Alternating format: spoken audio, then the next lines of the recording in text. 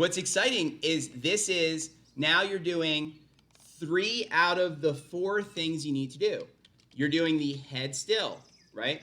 You're doing the proper hip, we'll call it hip rotation, right? It's the hips turning or clearing, right?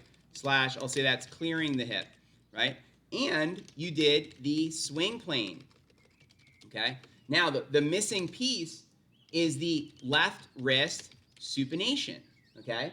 Now, this is something that I'm going to start to I'm going to teach you that right now because it's another piece to our puzzle. See, I always wait first to see if somebody can get the first 3 things going the right way before then trying to do all of them. So let me first just show you what you did. So this time, your head stayed better. Notice your posture. It's taller now, isn't it? Right? Over here. If we look at where your hip is in your head, and then let's check what you did with your swing plane. Look at this. You went straight back and up. Nice job. We like that.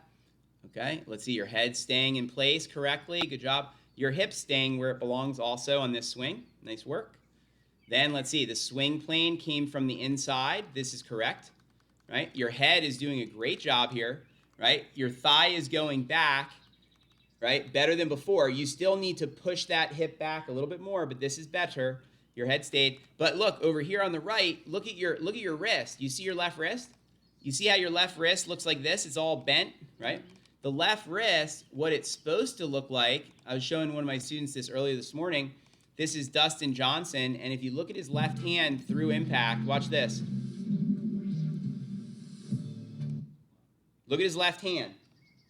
Right? And then look at the club face, how it stays square. See it? It's straight. And his wrist is, that's called a supinated left wrist. So if you look here, look at this.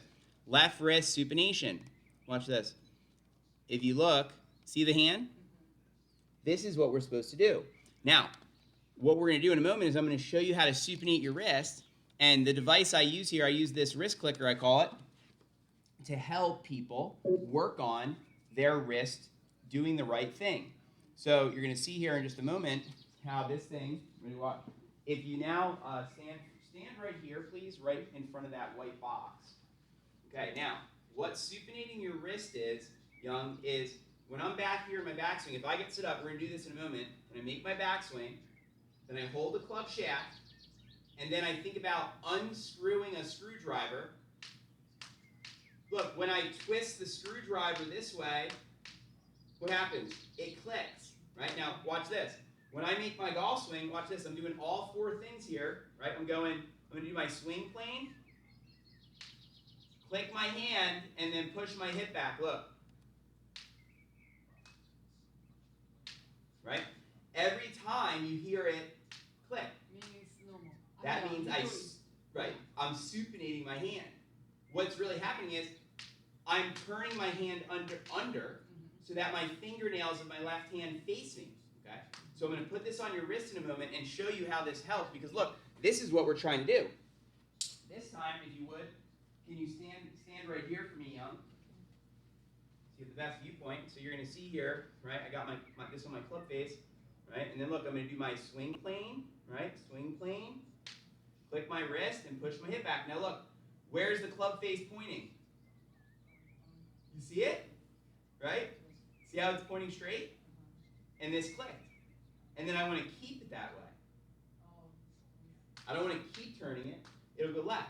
So watch, look, I go. Okay. Now, let's have you do the same thing. So this is left wrist supination. It's the 4th piece to our puzzle.